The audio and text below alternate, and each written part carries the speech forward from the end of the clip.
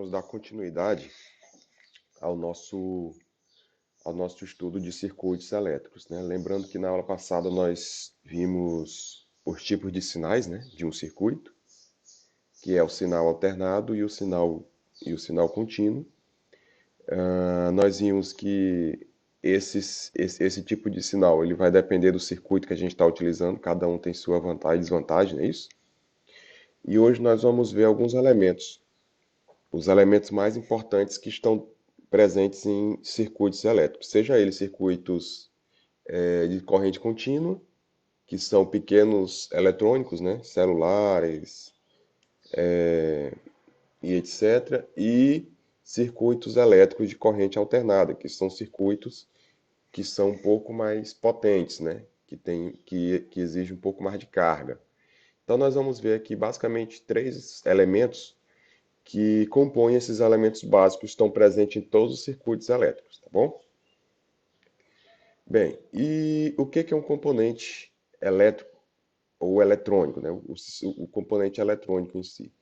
Eles são todos os circuitos dispositivos, eles estão em todos os dispositivos eletrônicos que a gente conhece hoje, que são televisores, impressoras, satélites, aparelhos médicos, então tudo a gente vai ter esses componentes eletrônicos, tá bom?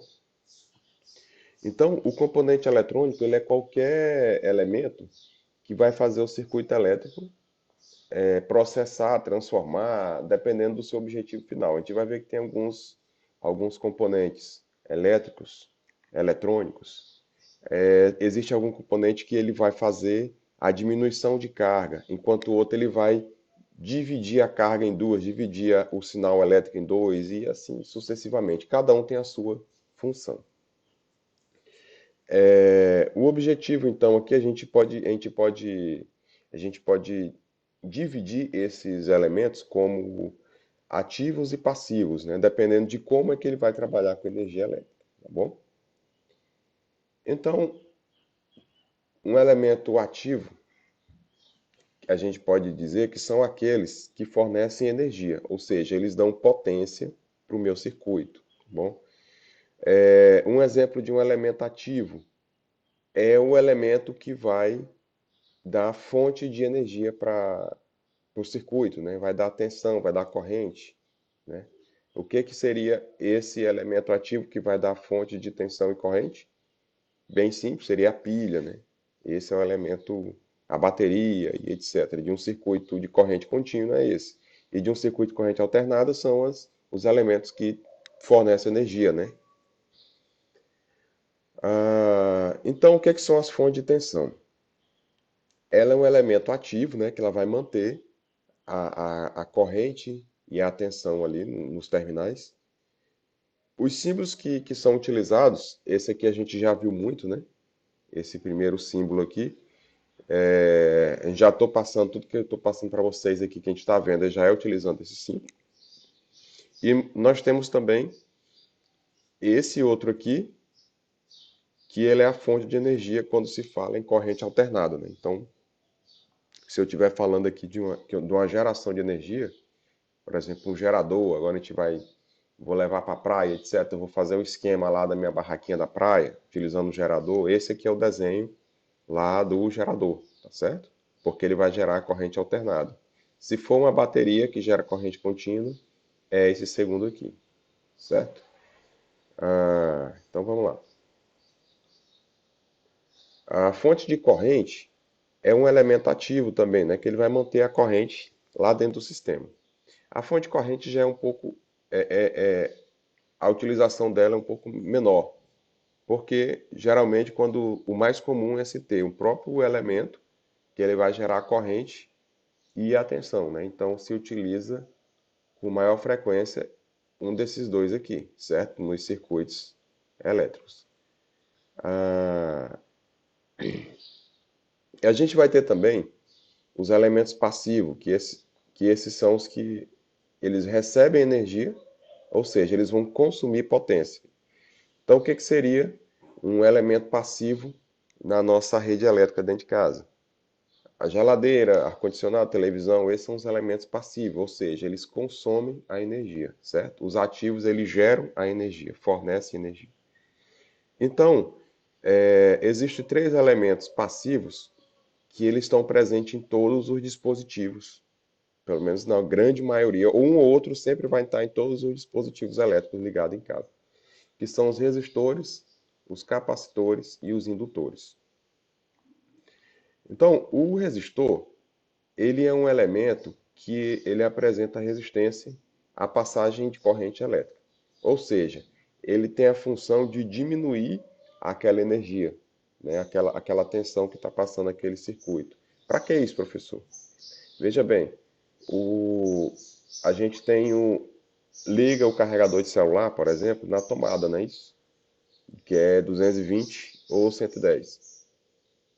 E aí eu preciso de um dispositivo para reduzir essa tensão, que é 220, 110, para jogar no meu celular. Que o meu celular que eu vou carregar, ele trabalha com 5 volts. Aquela porta USB ela trabalha com 5 volts. Então, para isso, utiliza um tipo de resistor, né? Um elemento que vai fazer algo parecido com isso, tá? Lá na frente a gente vai ver que o carregador específico, ele não é considerado um resistor. Ele tem uma função um pouco mais elevada. Mas o resistor ele sempre vai fazer isso, tá? Então, digamos que a gente tem, vocês já viram uma placa de computador, que eu tenho vários circuitos ali nela. Então, ali eu tenho alguns dispositivos que trabalham com 12 volts, outros trabalham com 5, outros trabalham com 3,5. Então, eu preciso de um resistor para fazer a resistência dessa energia, né? E fazer com que ela chegue num valor menor lá no meu dispositivo. Existem alguns casos também que se utiliza o resistor para fazer a transformação de energia elétrica em energia térmica, que a gente vai chamar de efeito Joule. Que essa característica é para me aquecer um dispositivo, né? Então, para que se utiliza isso aqui? Um chuveiro, um ferro de passar, secador de cabelo. Então, esses dispositivos eles utilizam um resistor. Um secador de cabelo a gente consegue ver bem. Se você olhar no meio do secador de cabelo, você vai ver que ele vai ter um negocinho redondo lá de ferro. E aquilo esquenta tanto que ele fica todo amarelo, né? De tão temperatura que ele consegue chegar ali. E ali, então, ele esquentou aquele dispositivo. A mesma coisa acontece com chuveiro, com chuveiro elétrico e alguns outros dispositivos feitos para aquecer, né? As principais características do resistor. Ele tem um valor de resistividade, que a gente vai medir em ohms, né? Lembra lá da lei de ohms? Esse aqui é o resistor, é o dispositivo. Esse aqui é o valor. Então, por exemplo, eu tenho um resistor de 10, um resistor de 5. Então, esse resistor o que vai fazer, que vai me determinar quanto de energia que ele vai me resistir. Isso aqui é a diferença, é o que a gente chama de potência de dissipação, né? Também, que é a capacidade que esse resistor, ele gera calor, né? Quanto que ele consegue gerar de energia térmica ali. E a gente vai medir isso em watt, certo? Então aqui a gente tem, por exemplo, se você comprar um chuveiro mais caro ou mais barato, basicamente a diferença dele vai ser essa potência de dissipação. Um chuveiro mais caro ele consegue esquentar mais água. E também ele vai ter uma tolerância. Essa tolerância é até quanto a temperatura que ele aguenta, né? Até quanto watts ele aguenta ali sem ele queimar aquele dispositivo. Então, um resistor em um circuito, ele tem a seguinte desenho aqui dele, né, no nosso elemento. Ele é representado por esses dois elementos aqui. Onde eu vou ter aqui o resistor fixo, que ele basicamente tem ali só um valor e ele trabalha ali com aquele valor fixo, né? E eu vou ter também o variável. O variável é aquele caso, por exemplo, que eu consigo colocar mais potente, mais fraco, e assim, e assim eu consigo manipular o meu dispositivo, tá certo? Ele é representado pela letra R, maiúscula, e ele é muito utilizado nas equações que nós já vimos aí em eletricidade. Um elemento muito comum em dispositivos elétrico-eletrônicos é o capacitor. O capacitor, ele é também chamado de condensador. Então ele vai ter é um dispositivo ali que ele tem uma armadura, né, um invólucro nele, e ele vai ter uma carga positiva e uma carga negativa. E esse material, esse capacitor, utiliza um material que a gente vai chamar de dielétrico, né? Que ele possui uma alta capacidade de resistência de eletricidade, né? Ele é feito de papel, cerâmica e etc. Vários dispositivos. O capacitor, ele é utilizado, basicamente, a sua função é armazenar energia.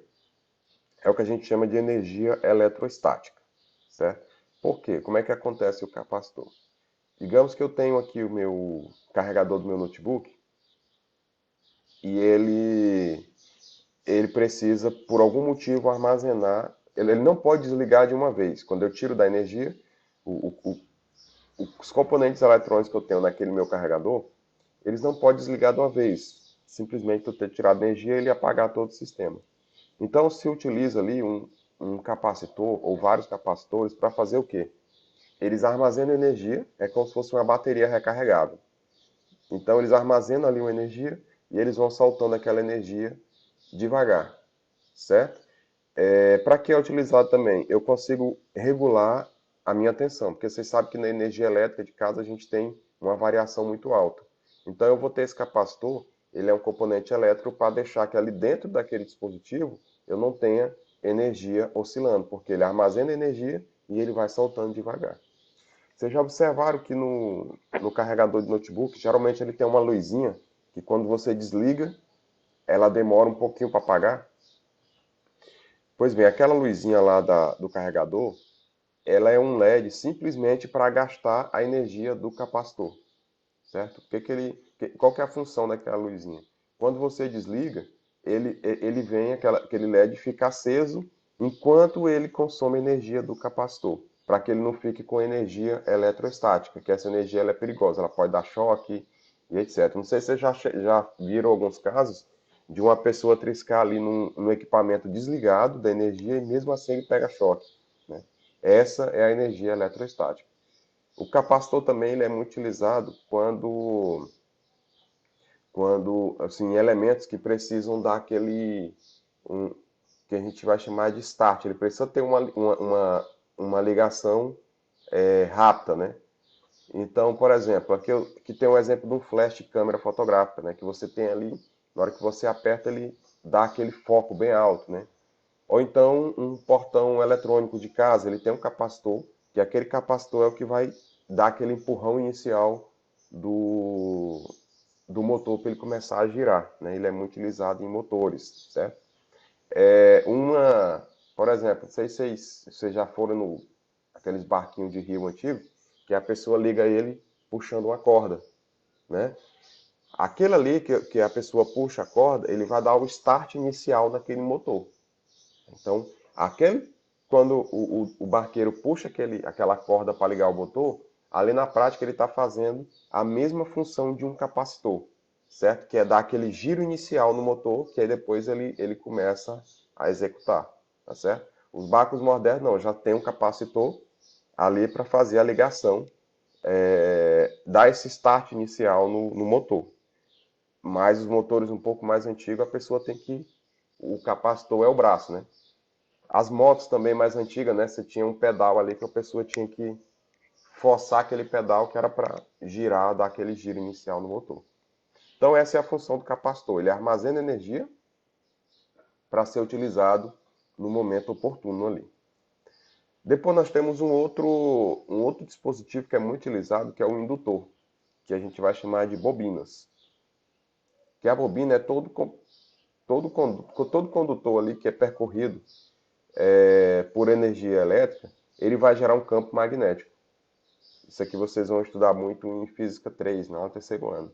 Então eles vão gerar aqui um, um campo magnético de intensidade, né? E com intensidade que ela vai ser proporcional à quantidade de corrente. Então, se eu passo por esse cabo aqui uma corrente X, eu vou ter um campo magnético aqui. Esse campo magnético ele existe em todo fio eletrificado, certo? Então, o campo magnético que vai ser gerado por esse fio, ele é proporcional à intensidade da corrente que está passando por ele. Então, se você precisa aumentar a intensidade, é lógico que você vai ter que aumentar a potência daquele dispositivo. Só que veja bem, chega um momento, a potência, a corrente que eu tô passando pelaquele cabo. No entanto, existem alguns casos onde eu não posso aumentar mais a minha voltagem, né, a minha corrente, senão meu sistema não aguenta. No entanto, eu preciso aumentar ali a intensidade desse campo magnético. Então se faz espiras, né? Ou seja, você vai dando voltas aqui nesse meu cabo, trazer um pouquinho para cá. Esse aqui é o cabo, ó. Então eu vou fazendo voltas aqui nesse cabo, para que esse campo magnético ele seja mais condensado, ele seja mais forte, certo? E para se gerar a bobina, eu vou gerar esse cabo verde, que é o fio que está eletrificado, e eu vou ter um núcleo desse indutor que ele é de um material de ferro ou de ferrite, né? Então se utiliza basicamente as espiras para gerar o campo magnético aqui. No entanto, eu utilizando um material de ferro ou ferrite aqui no meio, eu vou ter um indutor um pouco mais forte. A indutância, né, a quantidade desse campo magnético que vai ser gerado no cabo, né, que a gente vai medir a partir de Henry, e representa ela pela letra L, tá? Então a gente não vai chegar a fazer equações, aqui não é o intuito dessa disciplina, mas é importante a gente conhecer que as equações que se medem, que se utilizam por qualquer que seja o motivo, a indutância, então se utiliza a letra L, tá bom? E a gente vai chamar de Henry a medida dela. Então, a indutância é a capacidade de armazenar energia em um campo magnético, que eu vou chamar de um campo magnético do condutor, que eu vou chamar de bobina. E onde é percorrido por uma energia elétrica, né? Então, assim como a capacitância, a indutância ela vai depender também de fatores geométricos, né? Como assim, professor? Veja bem, o capacitor, dependendo do tamanho dele, ele vai conseguir armazenar mais energia. Então, se você pegar a plaquinha lá, o seu carregador de celular, abre ele, você vai ver uns capacitores desse tamanho aqui, ó, né? Agora, se você pegar no portão de sua casa, no portão eletrônico, você vai ver um capacitor um pouco maior. Se você já pega um dispositivo um pouco maior, você vai ter um capacitor. A mesma coisa vai acontecer com a indutância. Então, dependendo de fatores geométricos, dependendo do tamanho desse meu indutor, eu vou gerar mais ou menos indutância, né? Então, o indutor também ele vai depender do número de espiras que ele vai gerar. Então, eu vou ter ali o núcleo e dependendo da quantidade de espiras que eu vou ter ali ao redor daquele ferro, eu vou ter mais ou menos capacidade de indutância. Um exemplo onde é utilizado o indutor, num ventilador, por exemplo. Qualquer equipamento que ele vai gerar a transformação de energia elétrica para energia mecânica, eu vou utilizar um indutor. Porque essa energia eletromagnética, ela vai ela vai mover esses equipamentos, né? Lembra lá das primeiras aulas que nós tivemos os ímãs, né? Que a gente apresentou o ímã nas suas posições inversas e posições iguais, onde ela repele um elemento. Então, a partir do indutor, se busca manipular essa questão dos ímãs, tá? Que o indutor nada mais é do que um eletroímã, que a gente vai... É um ímã artificial, tá bom? Mas isso nós vamos ver com mais detalhes em outras aulas. Bem, e o capacitor passivo, os componentes passivos, então, que a gente viu aqui como resumo, são os resistores, os capacitores e os indutores, tá? Esses são os componentes mais utilizados, né? Eles estão presentes em acho que 100% dos elementos dos dispositivos eletrônicos hoje. Os resistores, eles têm a capacidade, né? Eles têm a característica de se opor ao fluxo da corrente, ou seja, eles seguram a corrente ali. A capacidade de energia dos capacitores e dos indutores se tornam úteis como fonte de tensão e correntes temporárias, né? Isso que eu falei para vocês. Eles armazenam um pouco de energia ali.